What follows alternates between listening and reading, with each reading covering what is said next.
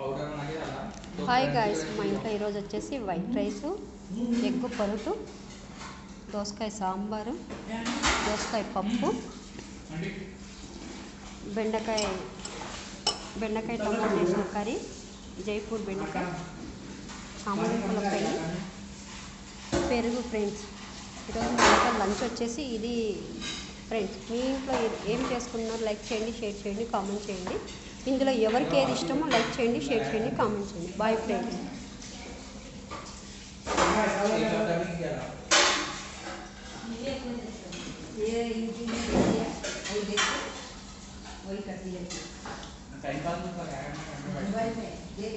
भैया ये भी रखो यूट्यूब में, ये बॉक्स इधर रखो, ये మురుకులు కూడా ఫ్రెండ్స్, స్నాక్స్.